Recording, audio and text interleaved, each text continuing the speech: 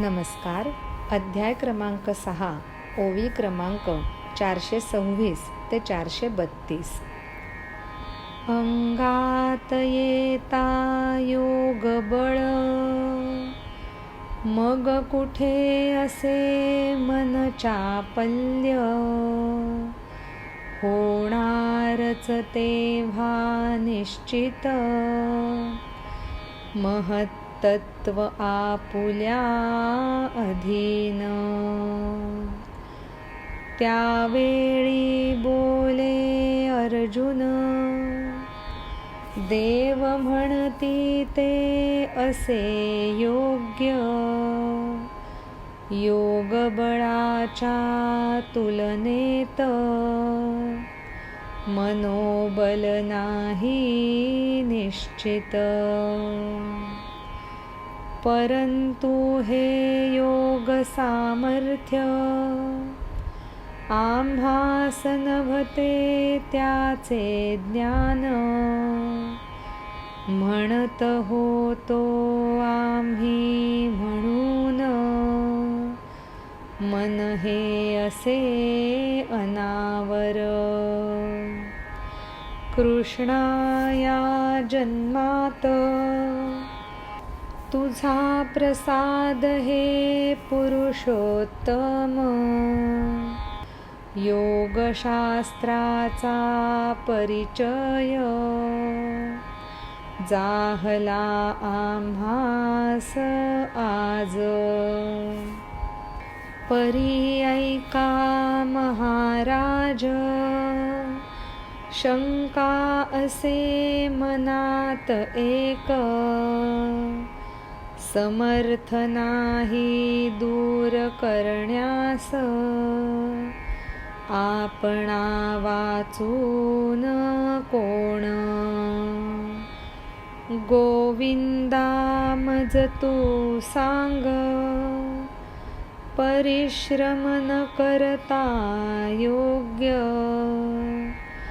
केवळ श्रद्धेच्या जोरावर, मोक्षाप्रती झुंजला कोण. आत्मसिद्धी जे पुढचे गाव, तिथे एकदा पोचण्यास. आस्थेच्या वाटेवरून निघाला इंद्रियांचे गावातून. परंतु न पोचला तेथ, परतण्यासही नाही वाट. मध्येच गेला असतास, आयुष्याचा सूर्य. त्यानंतर श्रीकृष्ण अर्जुनाला हे समजावून देतात की अंगात एकदा का योगाचं बळ आलं की मग मनच चापल्य कुठे म्हणून शिल्लक राहत नाही. तेव्हा निश्चितच महत्तत्व आपल्या अधीन होणार हे लक्षात घ्यावं. त्यावेळी अर्जुन म्हणतो, देवा आपण जे म्हणता ते अगदी योग्य आहे. योग बळाच्या तुलनेमध्ये मनोबल निश्चितच नाही. परंतु हे योग सामर्थ्य आम्हाला माहिती नव्हतं आणि म्हणूनच आम्ही म्हणत होतो की मन हे अनावर आहे म्हणून. अरे कृष्णा, अरे पुरुषोत्तमा, या जन्मात हा योगशास्त्राचा परिचय तुझा प्रसाद म्हणून आज आम्हाला लाभला. पण तरी महाराज आपण ऐका, मनात आमच्या अजून एक शंका आहेच आणि ती दूर करण्यासाठी आपल्याशिवाय दुसरं कोणीही समर्थ नाही. तेव्हा गोविंदा मला तू सांग, अगदी अजिबात कष्ट किंवा परिश्रम न करता केवळ योग्य श्रद्धेच्या जोरावर कुणी मोक्षापर्यंत पोचला आहे का? आत्मसिद्धी हे जे पुढचं गाव आहे तिथे पोचण्यासाठी आस्थेच्या वाटेवरून इंद्रियांच्या गावातून तो निघून गेलेला आहे, पण तिथे पोचलाच नाही आणि आता परतायलाही दुसरी वाट नाही. असा मध्येच अस्ताला आयुष्याचा सूर्य गेलेला कुणी आहे का? अध्याय क्रमांक 6, ओवी क्रमांक 426 ते 433. धन्यवाद. नमस्कार. अध्याय क्रमांक 6, ओवी क्रमांक 434 ते 441. अकाळी आले आभाळ, विरळ आणि तुरळक, रहात नाही टिकून, तसेच ना करती वर्षाव. विषयासक्ती तसेच मोक्ष, दोन्ही राहती दूर दूर, परी लागतसे आस, श्रद्धे स्तव. फसला जो ऐसा पुरुष, उशीर झाला म्हणून, श्रद्धा असून पावला मरण, कोणती गती मिळते त्यास. कृष्ण म्हणती अर्जुनास, मोक्षाची असता इच्छा उत्कट, आहे का मोक्षाशिवाय दुसरी गती त्यास. परी असे एवढेच, विसावा घ्यावा मध्येच, तोही असे सुखकर, देवांनाही न त्याचा लाभ. अभ्यासाची पावले टाकून, जलद चालता वास्तविक, मरण काळापूर्वीच, येईल तो ब्रह्मसिद्धीस. परी तुक्या वेगात, अभ्यासन होतो साध्य, विसावणे पडते भाग, अखेरीस मोक्ष निश्चित.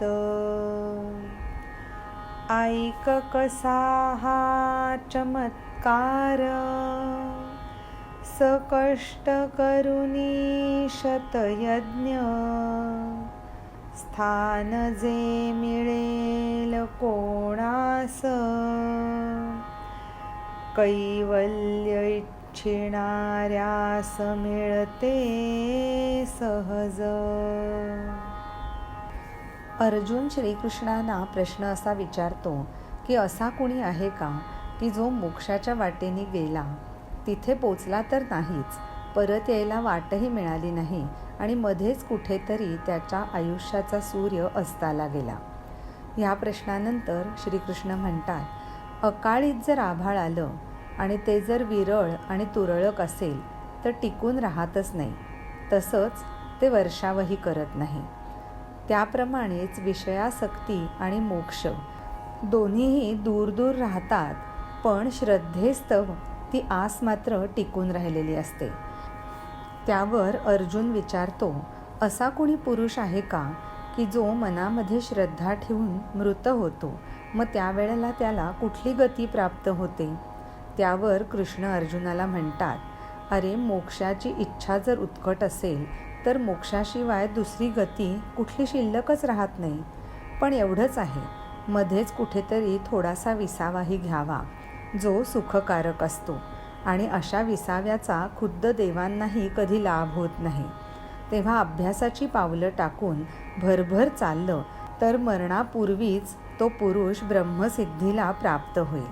पण इतक्या वेगामध्ये कुठलाच अभ्यास साध्य होत नाही. त्याच्यामुळे मध्ये थोडा विसावा हा घ्यावाच, पण अखेरीला मोक्ष हा निश्चितच असतो. आता हा चमत्कार कसा घडतो ते ऐक. अगदी कष्टाने 100 यज्ञ केले तरीसुद्धा ज्याला मनामध्ये इच्छा आहे त्यालाच कैवल्य सहज प्राप्त होतं. अध्याय क्रमांक 6, ओवी क्रमांक 434 ते 441. धन्यवाद. नमस्कार.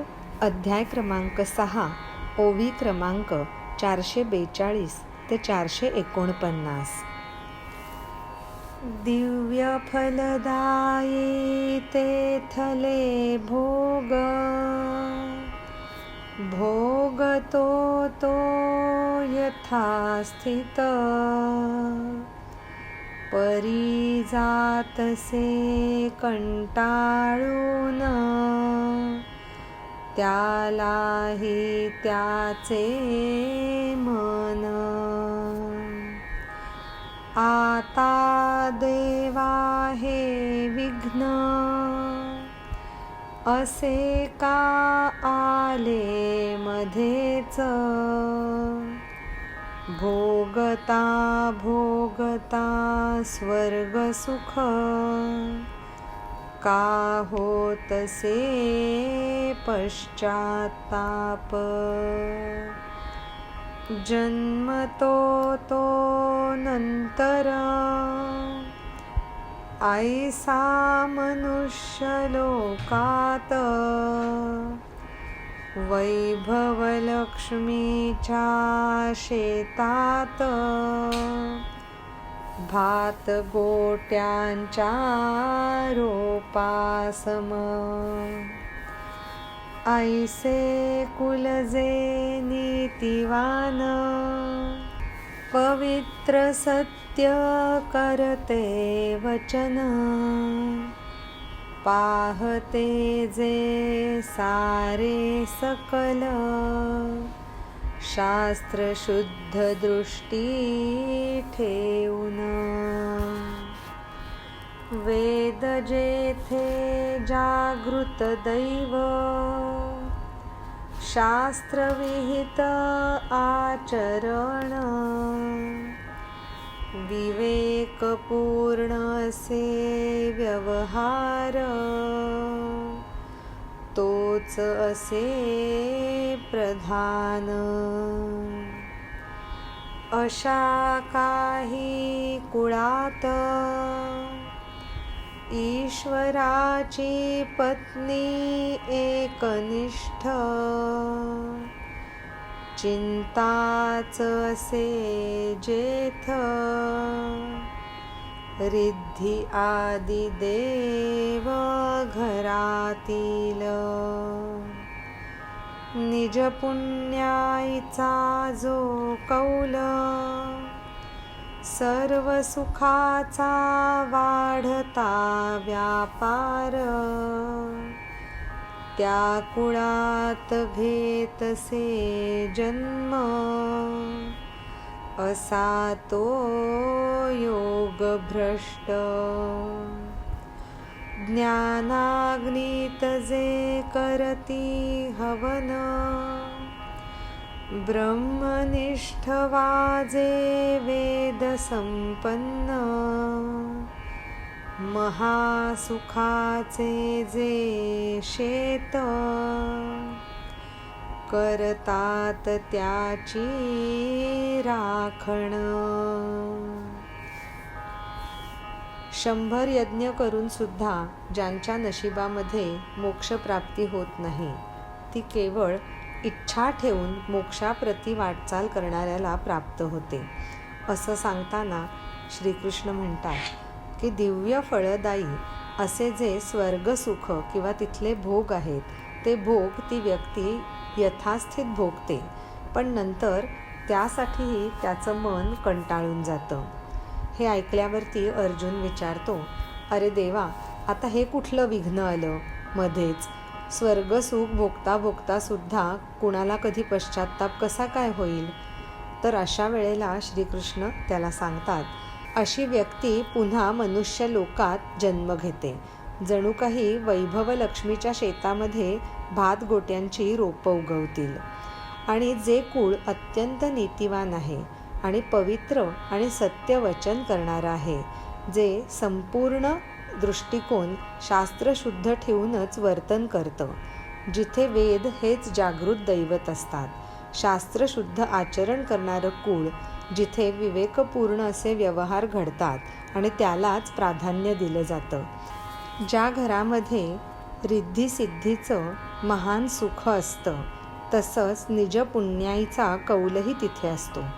सर्व सुखांचा जणू काही वाढता व्यापारच त्या कुळामध्ये असतो.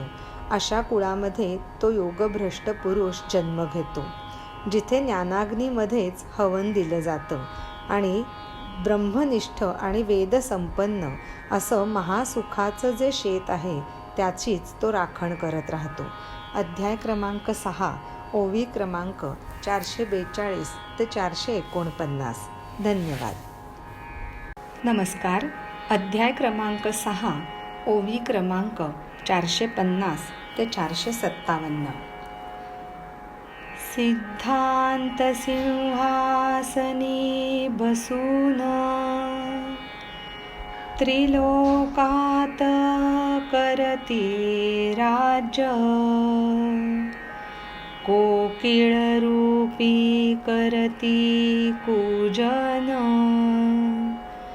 संतोषाच्या वनातून. अथवा ऐशा योगी कुळात विवेकाच्या गावामधून, ब्रह्मफळाचे जे करती सेवन, ते पावती जन्मतेथ. देहास येता आकार, आत्मज्ञानाची होय पहाट, सूर्योदयापूर्वीच प्रकटे जैसा प्रकाश. योग्य अवस्थेपूर्वीच प्रौढवयाच्याही आधीच, बालवयातही त्यास सर्वज्ञता घालते माळ. बुद्धी पूर्वजन्मातील होतसे त्यास अनुकूल, सर्व विद्या सर्वशास्त्र जन्मती त्याचे मुखातून. असा जो येई जन्मास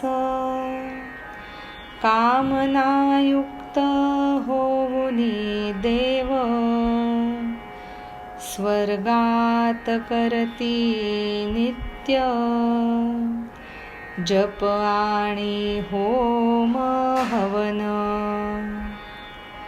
देव होवोनी भाट, मृत्युलोकाचे करती वर्णन, प्राप्त होतसे असा जन्म अर्जुना त्यास.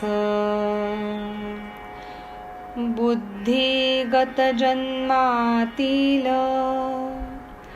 मरणसमयी जी झाली प्राप्त, सद्बुद्धी ती या जन्मात नव्याने होई सदा सतत.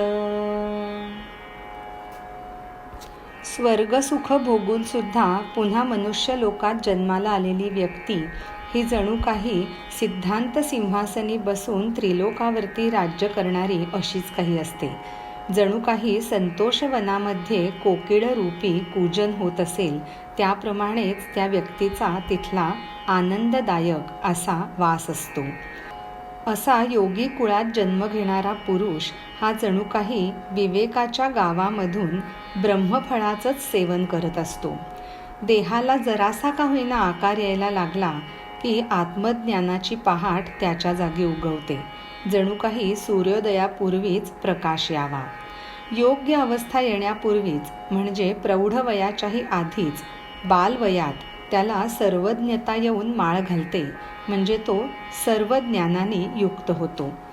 पूर्वजन्मामध्ये असलेली बुद्धी ही त्याला त्यावेळेला अनुकूल ठरते आणि सर्व विद्या आणि सर्व शास्त्र जणू काही त्याच्या मुखामधून प्रकट होत असतात.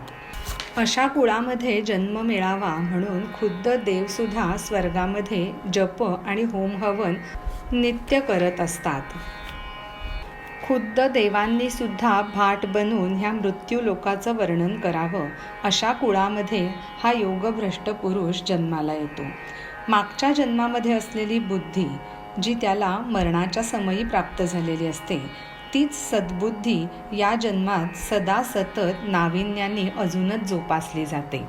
अध्याय क्रमांक 6, ओवी क्रमांक 450 ते 457. धन्यवाद. नमस्कार.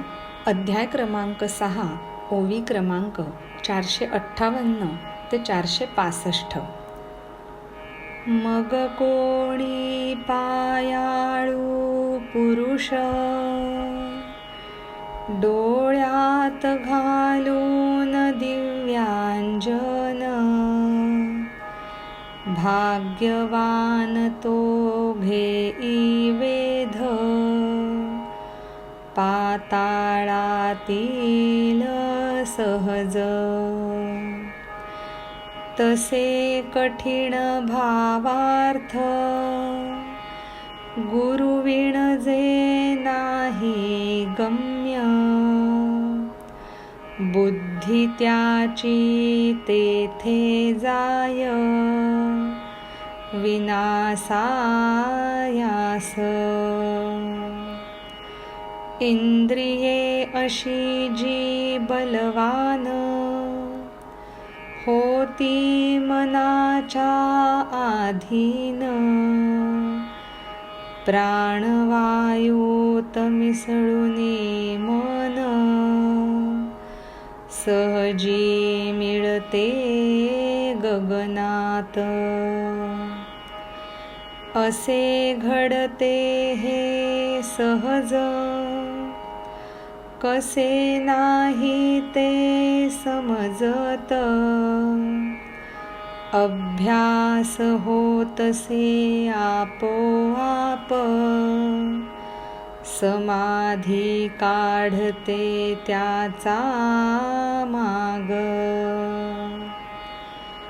योगपीठावरील शिवरूप आरंभरंभेचा जणू गौरव मूर्तिमंत वैराग्यपूर्ण आकारलेला अनुभव असा हा जो पुरुष संसार मोजण्याचे माप अष्टांग योगाचा दीप सुवास घेई चंदनाचे रूप जणू संतोषाचीच जडण घडण काढला सिद्धांच्या भांडारातून इतुका हा योग्य पुरुष साधक दशेत रूढ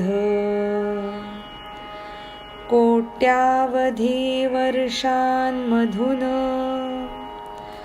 सहस्र जन्मांना ओलांडून पोहोचतो तो किनाऱ्यास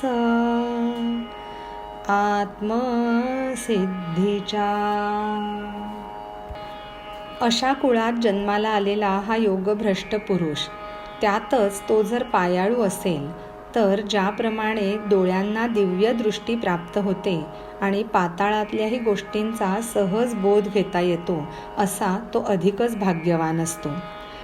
त्याला गुरुच्या उपदेशाशिवाय सुद्धा कितीतरी गोष्टी सहजरित्या कळून जातात आणि तिथे त्याची बुद्धी अगदी विनासायास जाते.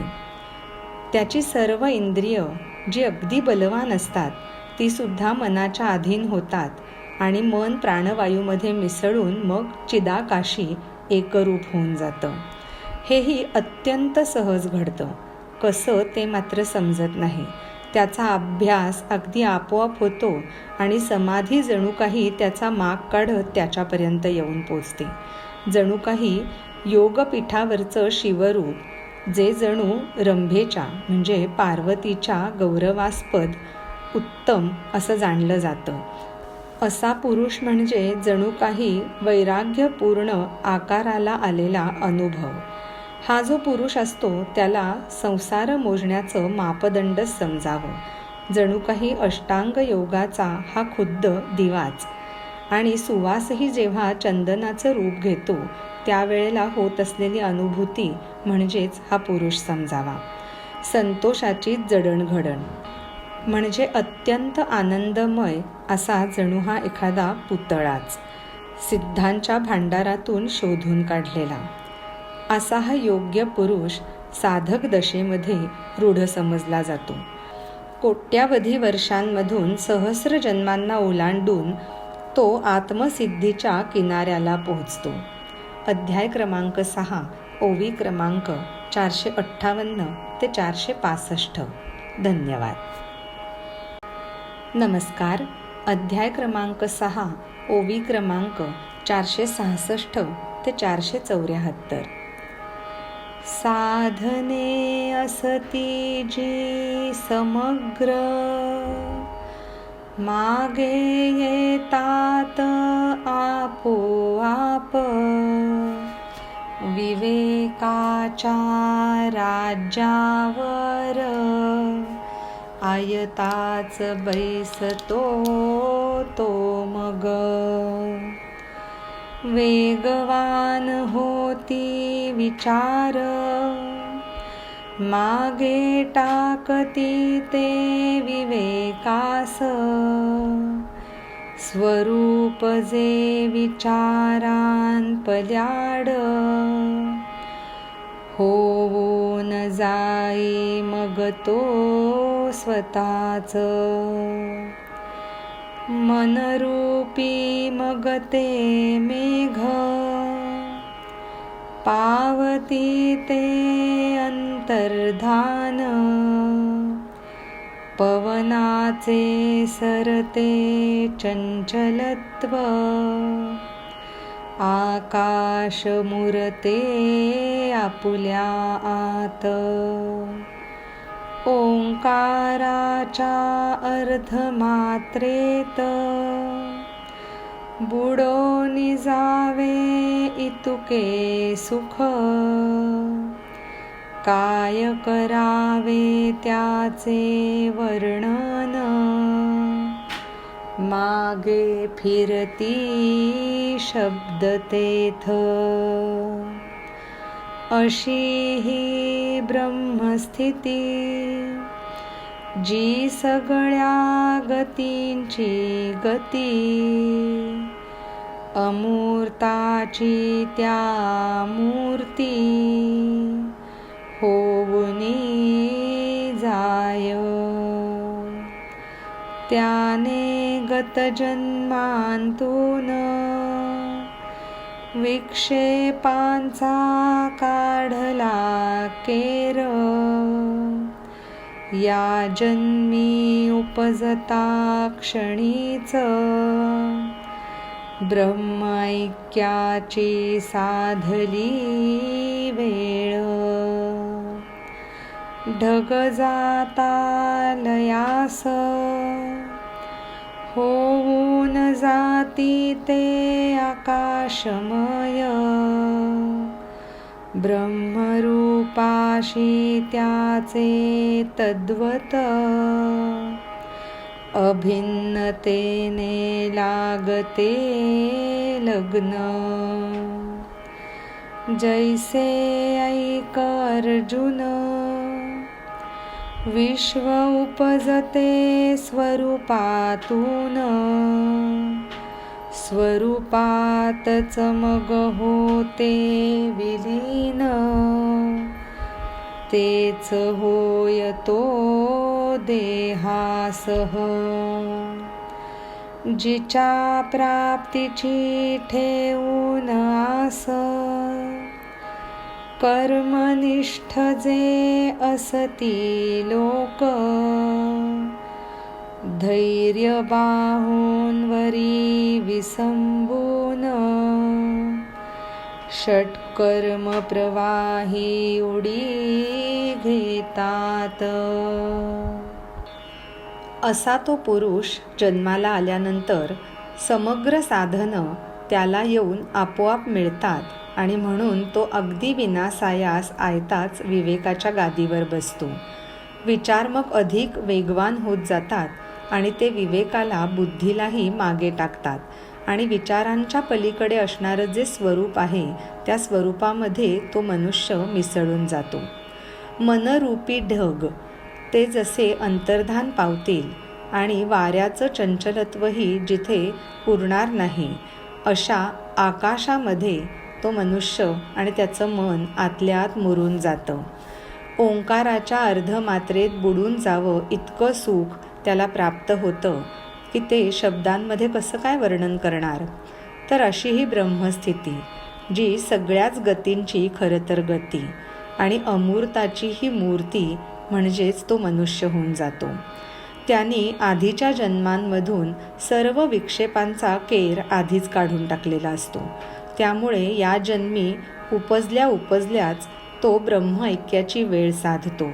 ढग जसे लयाला जातात तेव्हा ते आकाशमय होऊन जातात, तसंच ब्रह्मरूपाशी तो अभिन्नतेने एकरूप होऊन जातो. तसंच अर्जुना, विश्व जे स्वरूपामधून उत्पन्न होतं त्या स्वरूपातच तो देहासहित लय पावतो. ज्याच्या प्राप्तीची इच्छा ठेवून कर्मनिष्ठ असं वर्तन लोक करतात आणि धैर्य बाहूंवर विसंबून षट्कर्म प्रवाहामध्ये उडी घेतात. अध्याय क्रमांक 6, ओवी क्रमांक 466 ते 474. धन्यवाद.